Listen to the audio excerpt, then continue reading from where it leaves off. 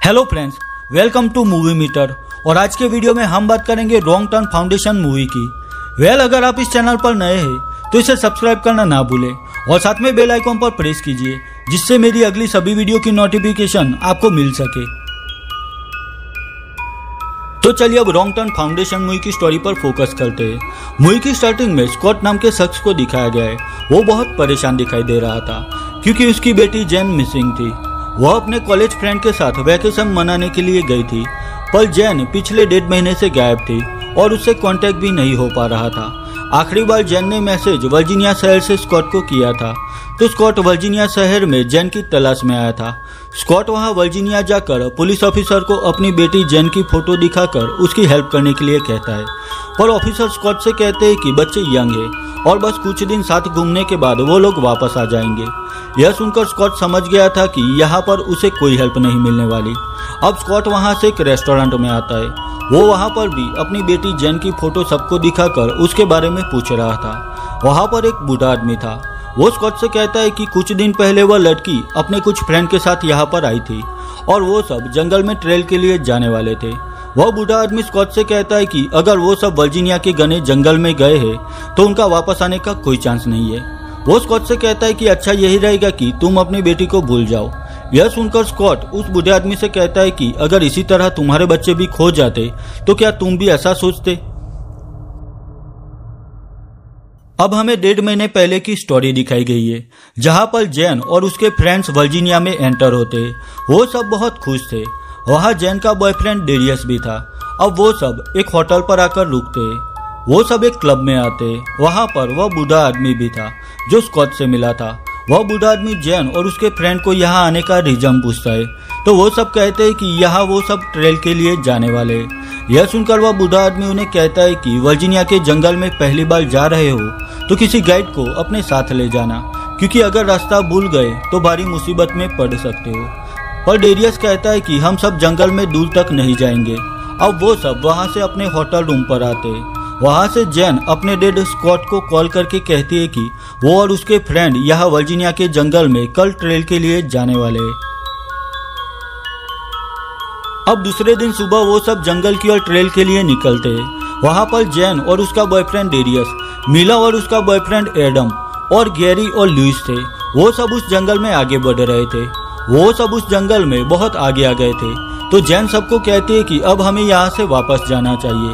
पर डेरियस उसे कहता है कि उस बूढ़े आदमी की बातों से डरने की कोई जरूरत नहीं, हमें यहाँ पर किसी से भी डरने की कोई जरूरत नहीं है।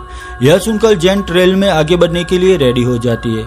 अब वो सब जंगल में आगे बढ़ रहे थे, तभी उन्हें वहाँ कोई आवाज सुनाई देती है। वो देखते हैं कि वहाँ पर एक बड़ा पेड़ गिरकर उनकी तरफ तेजी से आ रहा था। वो सब उस पेड़ से बचने के लिए वहाँ से भागते हैं। सब लोग उस पेड़ के नीचे दबने से बच जाते हैं, पर वहाँ पर गैरी के सामने एक पेड़ आ जाता है, तो वो वहाँ पर फंस जाता है और वहाँ वो पेड़ स्पीड में गैरी से टकराता है। वही बाकी सबको भी चोट लगी थी। सब लोग वहाँ आकर देखते तो गैरी मर चुका था और उसका पूरा चेहरा उस पेड़ से कुचल गया था। गैरी की मौत से सब लोग अपसेट थे। एडम सबसे कहता है कि अब हमें यहाँ से निकलना होगा, क्योंकि सब लोग इस जगह से अनजान थे। तो सब यह तय करते हैं कि यहाँ से बाहर निकलने के बाद वह किसी से मदद लेकर गैरी की डेड बॉडी यहाँ से ले जाएंगे। अब वो सब उस जंगल से बाहर निकलने का रास्ता ढूंढने में लग जाते हैं। वहाँ पर रात हो चुकी थी और बारिश भी हो रही थी। वो सब वहाँ पर एक टेंट रेडी करते और रात वहीं पर गुजारने का डिसीजन लेते। अब दूसरे दिन सुबह हुआ देखते हैं कि उनकी फ्रेंड मिला वहाँ पर नहीं थी। वही वहाँ पर सबके मोबाइल गायब थे। यह देखकर सब लोग वरीड हो जाते। आखिर वो सब अपनी फ्रेंड मिला को ढूंढने में लग जाते। अब वहाँ पर एडम को एक छोटी लड़की दिखाई देती है। उसे लगा कि वह लड़की सबको इस जंगल से बाहर निकलने में मदद करेगी, तो वो उस लड़की को रोकने की कोशिश करता है, पर वो लड़की वहाँ से भागने लगती है। तो एडम भी उस लड़की के पीछे लग जाता है, पर थोड़ा आगे जाने पर वह नीचे गिर जाता है। एडम देखता है कि वहाँ उसके पैर एक चैन में फंस गए थे और वह एक ट्रैप था जिसमें एडम फंस चुका था।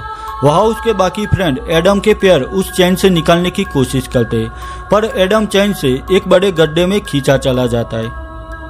डेरियस एडम को बचाने की कोशिश करता है, पर उस खड्डे में एडम कहीं नहीं दिखाई दे रहा था। अब वहाँ पर सिर्फ जेन, डेरियस और लुइस ही बचे थे।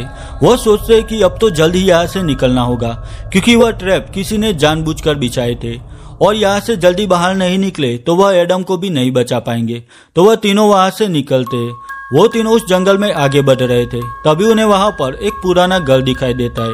वो सब उस घर में आते, पर वहां पर कोई नहीं था। वहीं बाहर उन्हें दो लोग दिखाई देते जिन्होंने अपने चेहरे पर अजीब सा मास्क पहना हुआ था। वो लोग किसी को बांधकर ले जा रहे थे। यह देखकर डेरियस समझ गया था कि वह लोग उसके फ्रेंड एडम को ही बांधकर ले जा रहे थे। तो डेरियस वहां आकर उन दोनों को रोकता है। वही जैन और लुइस भी वहां हथियार लेकर आ गए थे। वह मास्क पहने हुए लोग किसी अजीब लैंग्वेज में बोल रहे थे।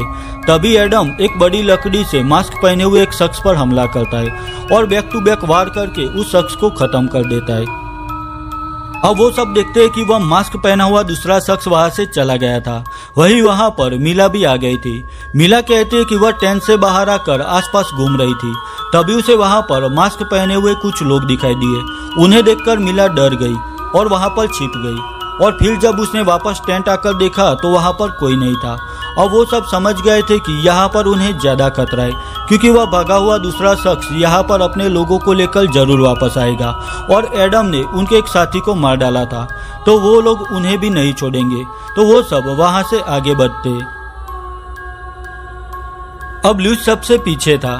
तभी कोई वहां आकर उसे ले जाता है। जैन पीछे देखती है तो वहां पर लुइस नहीं था। वो सब समझ गए थे कि जरूर कुछ गड़बड़ है। तभी उन्हें वहां पर वही मास्क पहने हुए कुछ लोग दिखाई देते। उन लोगों को वहां फिर से देखकर एडम डर जाता है और वहां से भागने लगता है। मिला भी एडम के पीछे भागती है, पर आगे बनाए गए खड्डे में वह आकर गिरती है, जो कि एक ट्रैप था। उसमें नुकीली लकड़ियां बिछाई गई थी। वहां मिला को काफी चोट लगी थी और वह नुकीली लकड़ियां उसकी बॉडी चीरकर आर पार हो गई थी। अब वहां पर मास्क पहना हुआ एक शख्स आता है और वह एक तीर मिला पर चलाकर उसे मार देता है। वही एडम भी भागते हुए नीचे गिर जाता है। उस वक्त कोई वहां आकर एडम को ले जाता है। वही दूसरी ओर जैन और डेरियस भी मास्क पहने हुए लोगों से बचकर वहां से भाग रहे थे। उन्हें आगे एक गुफा मिलती है जिसमें वह दोनों छिप जाते हैं, पर उसी वक्त कोई वहां आकर डेरियस को खींचकर ले जाता है। वही वह लोग जैन पर भी हमला करके उसे बेहोश कर देते हैं। जब जैन की आंख खुलती है तो वह खुद को एक बंकर में पाती है। वहां एक औरत नीचे सीढ़ी फेंकती है, जिससे जैन वहां से बाहर आ जाती है। बाहर जैन के बाकी फ्रेंड भी थे। उन चारों को एक कबीले पर लाया जाता है। उन्हें बांधकर उस कबीले के सरदार के पास लाते हैं। वह उसी औरत के फादर थे जो सबको इस कबीले पर लेकर आई थी। कबीले के सरदार उन्हें कहते हैं कि उनके कबीले के एक मेंबर को बेरहमी से मार दिया गया था। उस कबीले के मेंबर को एडम ने ही बेरहमी से मार डाला था। वहां पर जो दूसरा कबीले का मेंबर वहां से भाग गया था, वह अपने सरदार से कहता है कि उन्होंने ट्रैप जानवर को पकड़ने के लिए बनाया था, पर उस ट्रैप में एडम फंस गया। जब उन्होंने जाल में एडम को फंसा हुआ देखा तो वह लोग उसे लेकर बाहर छोड़ने जा रहे थे। उस वक्त एडम बेहोश था, पर रास्ते में एडम के फ्रेंड डेरियस ने उन्हें रोक लिया। उस वक्त एडम ने होश में आकर बिना सोचे समझे एक बड़ी लकड़ी से वार किया और उस कबीले के मेंबर का सिर फोड़ डाला। वह आदमी एडम की ओर इशारा करके कहता है कि इसी लड़के ने हमारे कबीले के मेंबर को मारा था। जैन कबीले के सरदार से कहते हैं कि इसमें एडम की गलती नहीं थी। उसे लगा कि वो लोग उसे मारने वाले, तो एडम ने डर के मारे सेल्फ डिफेंस में उस कबीले के मेंबर को मार डाला। यह एक मिसअंडरस्टैंडिंग थी, पर कबीले का सरदार उन्हें कहता है कि यहाँ पर उनके मेंबर को बिना सोचे समझे बेरहमी से मार दिया गया था और एडम ही इसकी हत्या के लिए जिम्मेदार है, तो अब एडम को मरना होगा। अब यहाँ पर जैन, डेरियस और लुइस के सामने ही एडम को बांधा हुआ था।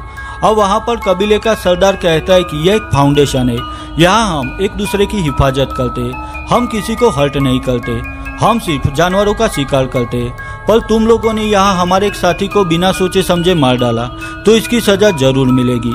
ऐसा कहकर सरदार उस बड़ी लकड़ी से एडम पर वार करता है, जिससे एडम ने कबीले के मेंबर को मार डाला था। वहां पर एडम के सिर के चिथड़े उठ गए थे। वही यह सब देखकर एंड्रयू डर के मारे वहां से भागता है, पर वो पकड़ा जाता है। वो सरदार एंड्रयू की आंख एक गर्म लोहे की रॉड से फोड़ देता है। जैन समझ गए थे कि वो लोग उन्हें भी मार देंगे, तो जैन वहां पर एक प्रस्ताव सरदार के सामने रखती है। वह उनकी स्पेशलिटी सबको बताती है। वो कहती है कि डेरियस बहुत अच्छा है और वो यहाँ रहकर इस कबीले को और भी बेहतर बना सकता है। यह सुनकर कबीले के लोग जैन से पूछते हैं कि तुम्हारी क्या स्पेशलिटी है, तो जैन कहती है कि मेरे परिवार में आज तक किसी को कोई बीमारी नहीं हुई। जैन कहती है कि वो स्वस्थ और तंदुरुस्त है और उसका बच्चा भी काफी हेल्थी होगा। ऐसा कहकर जैन अपने आप को उस कबीले को सौंपने के लिए रेडी हो जाती है। आखिर सरदार डेरियस और जैन को कहता है कि अब से तुम लोग इसी फाउंडेशन के मेंबर हो, पर याद रखना अगर कोई भी चालाकी की तो तुम लोगों का मरना तय है, और भागने की भी कोशिश की तो हमारे बिछाए ट्रैप में फंस जाओगे या फिर कोई जंगली जानवर तो जरूर तुम्हें मार देंगे। आखिर इस डील से वहां जैन और डेरियस बच जाते। अब कहानी प्रेजेंट टाइम में स्टार्ट होती है, जहां स्कॉट वर्जीनिया में ही था और एक रेस्टोरेंट में बैठा हुआ था। वहां पर एक औरत उसके पास आती है और स्कॉट से कहती है कि उसने स्कॉट की बेटी जैन और उसके फ्रेंड को ट्रेल के लिए जंगल की ओर जाते हुए देखा था। वो औरत कहती है कि उस जंगल में कुछ लोग रहते हैं, शहर में सब उनके बारे में जानते हैं पर कोई उनकी बात नहीं करता। वो लोग एक फाउंडेशन यानी कि समुदाय है। ईयर 1851 में कुछ लोग जंगल में चले गए थे। उन्हें डर था कि यह शहर उनके लिए सेफ नहीं। उन लोगों का मानना था कि जल्द ही दुनिया खत्म हो जाएगी और फिर वो लोग एक नए नेशन की स्थापना करेंगे। वो औरत स्कॉट से कहती है कि अब भी वहाँ पर लोग रहते हैं और जो भी उस जंगल में जाता है वह कभी वापस नहीं आ पाता। वो कहती है कि इससे पहले भी इस जंगल में कई लोग लापता हो चुके हैं। यहाँ के स्थानिक लोग उस जंगल से दूर ही रहते हैं। अब स्कॉट ने तय कर लिया था कि वह किसी भी तरह उस जंगल में अपनी बेटी जैन को ढूंढने जाएगा। तो वो औरत स्कॉट को लेकर एक जगह आती है। वहां पर उस औरत का भतीजा था जो इससे पहले भी वहां जंगल में जा चुका था। उसका नाम डेव था। डेव स्कॉट से कहता है कि जंगल में फाउंडेशन के एक शख्स ने उस पर हमला किया था, तो डेव ने गन से उस शख्स को मार डाला था। डेव बच गया था पर चोट से उसके सिर पर 36 टाके लगे थे। स्कॉट डेव को अपने साथ आने के लिए $5000 देता है। डेव स्कॉट को कहता है कि हम वहां कार लेकर नहीं जा सकते, तो हमें पैदल ही जाना होगा। अब वो सब पैदल जंगल की ओर आगे बढ़ रहे थे। वहां डेव का एक और साथी भी था। अब वहां डेव का साथी एक खड्डे में फंस जाता है, तो डेव और स्कॉट उसे वहां से बाहर निकाल रहे थे। उस वक्त डेव का पैर पीछे एक रस्सी से टकराता है। यहाँ पर एक ट्रैप था। ठीक उनके ऊपर नुकीले लोहे की रॉड थी जो सीधा उनकी ओर आती है। डेव उस ट्रैप को देख लेता है और वहां से दूर हो जाता है, पर वहां डेव और उसका साथी मर चुके थे। अब स्कॉट को ही जंगल में आगे बढ़ना होगा। स्कॉट डेव की गन ले लेता है और धीरे धीरे उस जंगल में आगे बढ़ता है। अब रात हो चुकी थी। स्कॉट आगे बढ़ रहा था पर वो लोग वहां आकर स्कॉट को पकड़ लेते। वो स्कॉट को कबीले पर लेकर आते। वहां डेरियस भी था जो अब बदल चुका था। स्कॉट उससे पूछता है कि जैन कहाँ पर है, पर कबीले के लोग उसकी ओर आगे बढ़ रहे थे। तो स्कॉट गन दिखाकर सबको मारने की धमकी देता है, पर उसी वक्त एक तीर सीधा आकर उसके हाथ पर लगता है, तो स्कॉट नीचे गिर जाता है। स्कॉट देखता है कि यह तीर उसकी बेटी जैन ने ही उस पर चलाया था। यह देखकर स्कॉट चौंक जाता है, पर वहां कबीले का सरदार आकर स्कॉट से कहता है कि तुमने इस जंगल में आकर गलती की। स्कॉट कहता है कि वो लड़की उसकी बेटी जैन है, पर सरदार उससे कहता है कि अब वो तुम्हारी बेटी नहीं रही, वो मेरी वाइफ है। ऐसा कहकर वह स्कॉट को बंदी बनाने के लिए कहता है।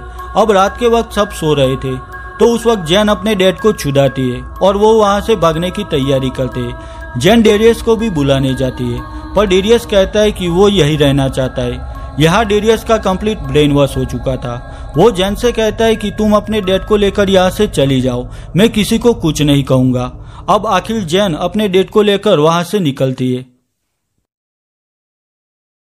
जैन और स्कॉट वहां से खुफिया रास्ते से आगे बढ़ रहे थे। तभी जैन को वहां पर अपना दोस्त लुइस दिखाई देता है, जिसकी सरदार ने दोनों आंखें फोड़ दी थी।